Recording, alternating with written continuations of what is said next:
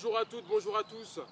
Eddy Lemac, directeur de l'enseignement de Gilles Cometti en France et dans le monde francophone.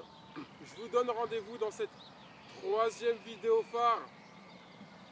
Cette série de 3 vidéos qui concernent tout ce que vous devez faire et emmagasiner avant de commencer tout projet de réussite dans le football.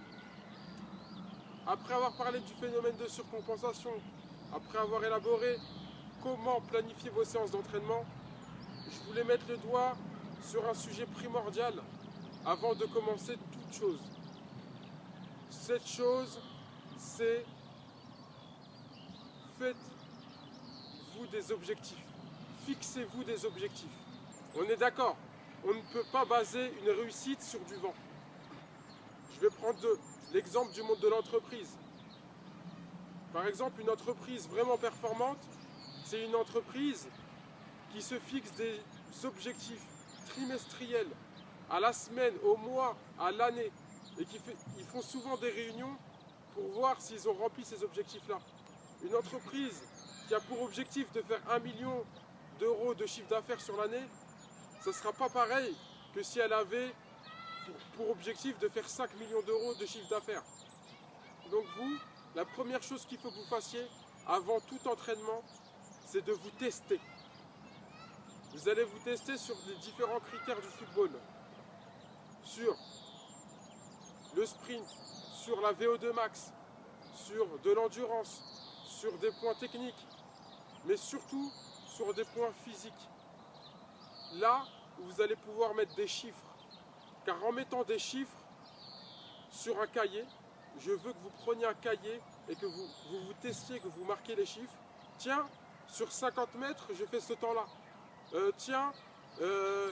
Au test Luc Léger, je suis à ce palier-là. Et que tous les 6 mois, tous les 4 mois, tous les 3 mois, tous les ans, vous refassiez ces tests-là et vous remarquiez votre progression. Ça, c'est le meilleur moyen de voir sa progression.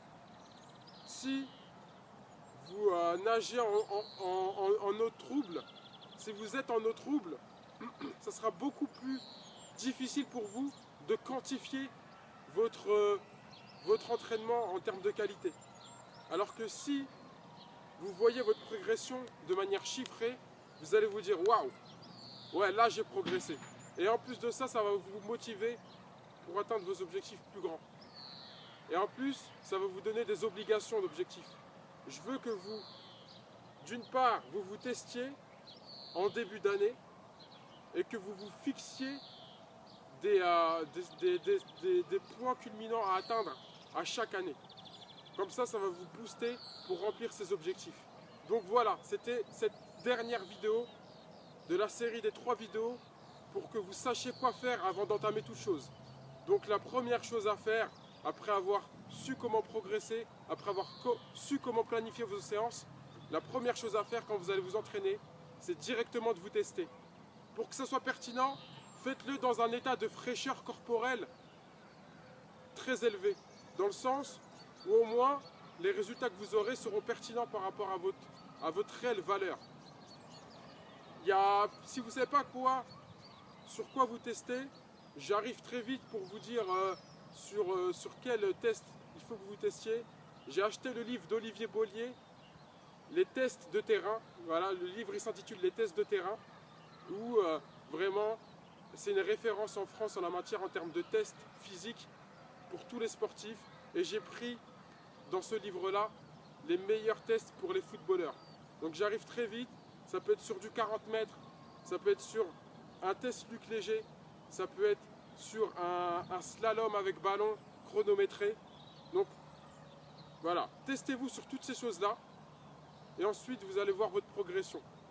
Avant votre entraînement, avant d'entamer vos programmes d'entraînement et de suivre mes conseils du blog, testez-vous d'abord, marquez-le sur une feuille et ensuite vous pourrez vous entraîner et voir vos résultats. Je vous dis à très vite pour que vous puissiez réaliser vos objectifs.